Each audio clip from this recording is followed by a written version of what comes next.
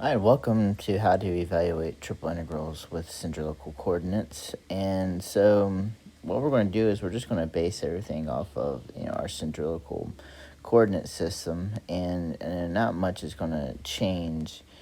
Basically, what's going to happen is what we did kind of last class. We kind of solved triple integrals, and we use our polar coordinates to help us with that. And it's really not much different than what we did yesterday, where the inside portion is going to be whatever axis that we're using. In these cases, we're going to be mainly using z, and the two outside, that's going to be determined by whatever plane that we're going to be on, whatever our region D is going to be on, and those are going to be always in terms in this section, always in terms of spherical. I'm sorry, not spherical, but polar coordinates. And so that once we take the integral of the inside to whatever z, we're going to be bounding that off of our top plane and our lower plane. So here would be the top plane, here would be the lower plane of whatever object that we're dealing with. And so there you see is the top, there you see is the bottom, and of course we're doing that according to z. And then our dA is always going to be r d theta,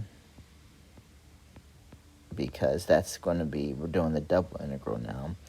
And so when we're working on these things, our entire triple integral is going to be dz r d theta. And so when we change these to cylindrical coordinates, our triple integral is always going to be ending with dz r d theta, or you can put the r in front.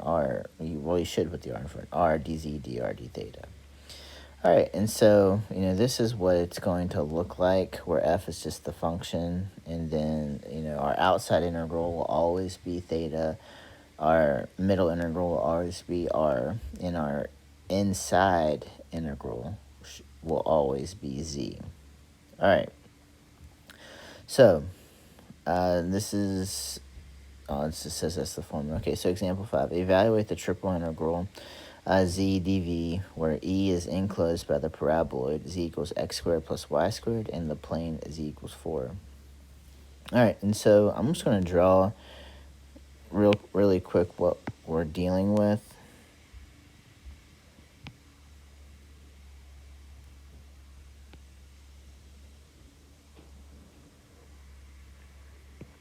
So z equals x squared y squared.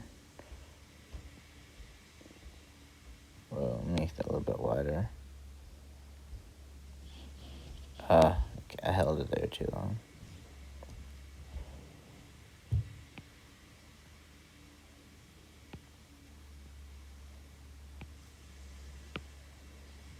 And then the plane z equals 4.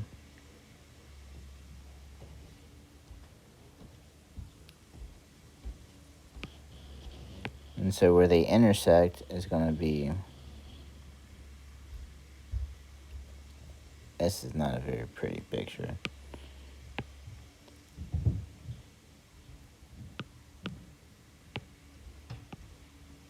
Don't want that one blue. So again, you don't have to draw this. I'm just trying to show you what it looks like.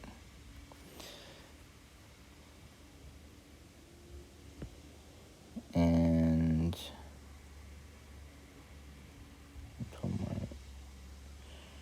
so let's give you a side view of what we're dealing with.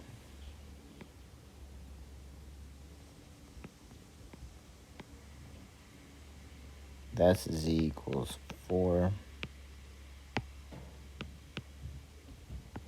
And so we're just trying to find what's in blue. All right.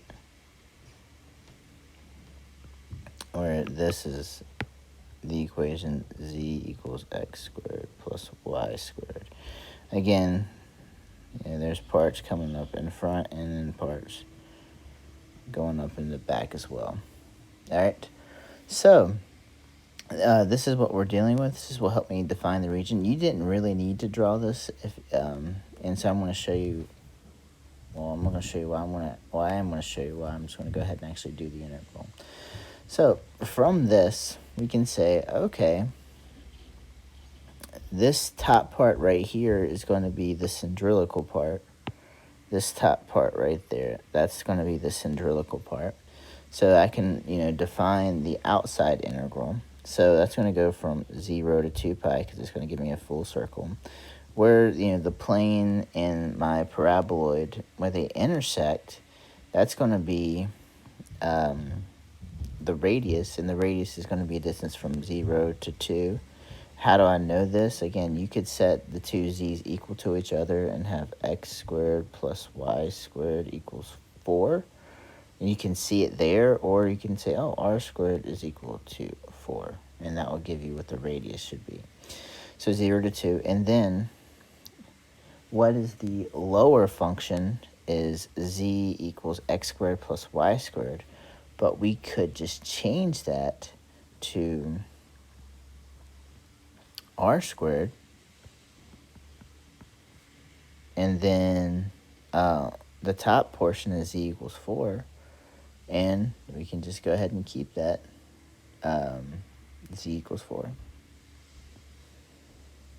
And then our function is z, so z, and then our dv is now r dz dr d theta, so r dz dr d theta.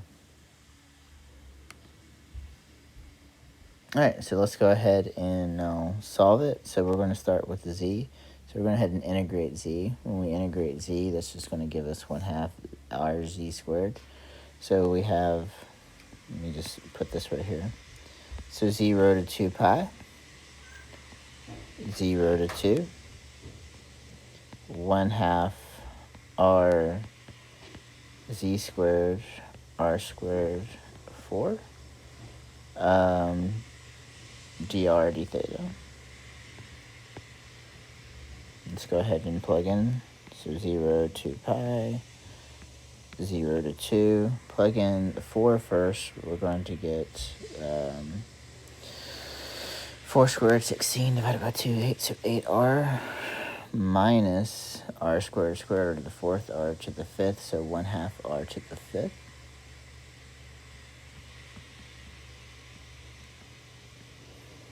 dr d theta. Now we have, in terms of dr, oops, I don't know why there's a 2 d's there, so d theta. Well, notice there are no thetas in our inside function now, so I'm just going to split up my integral from 0 to 2 pi d theta, and then 0 to 2, 8r minus 1/2 r to the 5th dr. Solve for that. That first integral, 0 to 2 pi d theta, is just going to be 2 pi. Go ahead and integrate that. Would be r squared, so it's going to be 4r squared minus, we're going to have r to the 6. So it's like 1/12 r to the 6. And then we're going to go from 2 to 0. So we get 2 pi. Plug in 2, we're going to get 2 squared is 4. 4 times 4 is 16. Minus 2 to the 6th power, 64. 64 over 12. It's not going to reduce perfectly. And so that's going to just give me 4 goes into both of those, so 16 over 3.